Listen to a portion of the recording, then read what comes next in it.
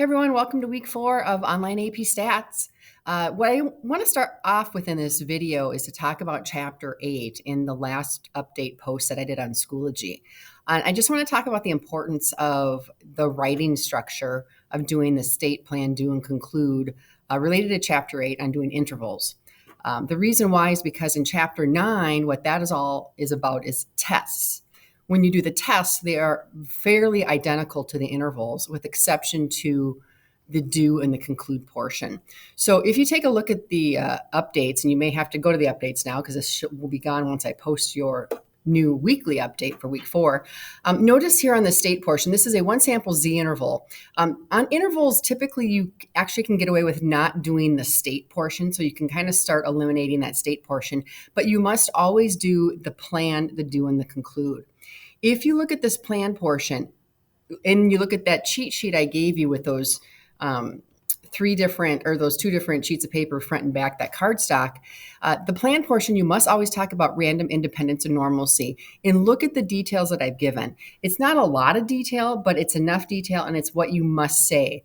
If you ever put just R, I, and N and you put like check marks or something like that, they will never accept that. You have to spell out the words and you have to show some of the test information.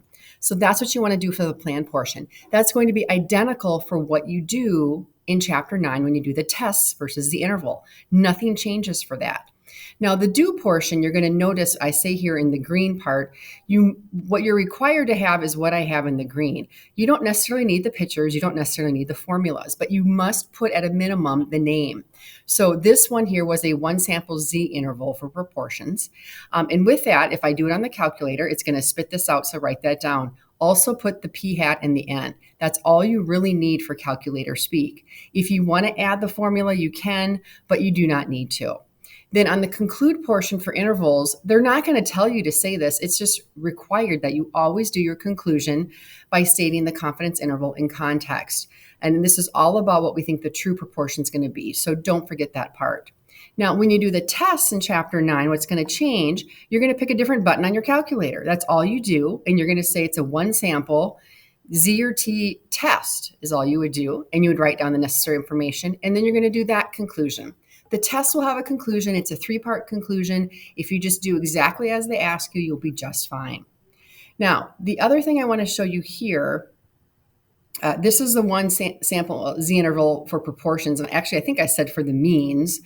So I was wrong on that. This is for the proportions. And then this example down here was the one sample T interval for the means.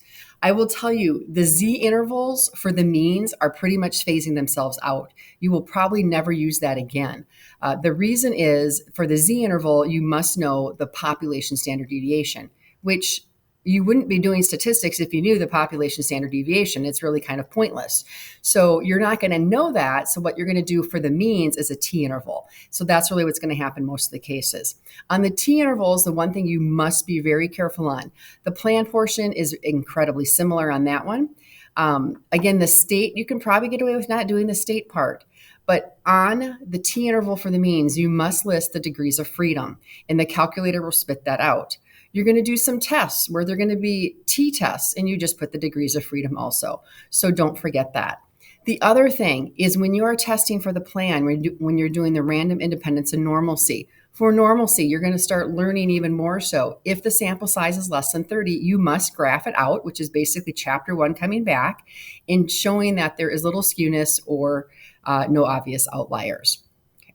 So that's the gist. The other thing is people will sometimes struggle with is how do you know if this is a means test or a proportions test? It's very easy. Is it categorical data or is it quantitative data? This is back from Chapter 1. Quantitative data is something where you can compute an actual mean for the information. So if someone said, how tall are you? I'm 6 feet, I'm 5 feet. I could collect that data and compute a mean in my calculator. That is the means. Proportions is categorical data where someone came back and said, hey, what's your eye color? It's blue. It's green. You can't compute a mean on that, but you can compute proportions. What proportion of your of your sample had green eyes or blue eyes? That's what a proportion is. So you're going to start deciding, is it a proportion or is it a means? Once you have that, then you decide, is it an interval or is it a test? And then it really is the main gist of what you're going to be doing in chapters 8 and 9. The reason this is so important is because 10, 11, and 12 basically are going to come back and start doing intervals and tests, and that's all that they do to kind of wrap up the book. Hopefully that kind of summary helped a little bit, but you are going to want to start, and I hate to say this, but it really is just memorizing. You have to memorize, what do you do for the plan portion? What do you do for your conclusions? So if you can get that kind of in play and understanding it, you will be just fine with going forward in this last topic of topic 4. So wrap this up really quick. Sorry.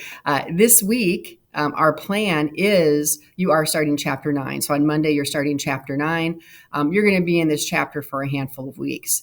The retake, any retakes related to chapter 8 would be this Thursday on the 13th during win time. I will allow you to do either multiple choice, just free response, or both for, again, just 85% of the points back. Please see me no later than Wednesday.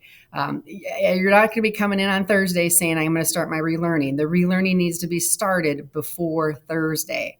I want to know who's coming in. I want you to touch base with me on what you want to retake. And we can sit down and chat about anything you need structurally, looking at your exam. What did you miss? Why did you miss it? What should you be doing instead?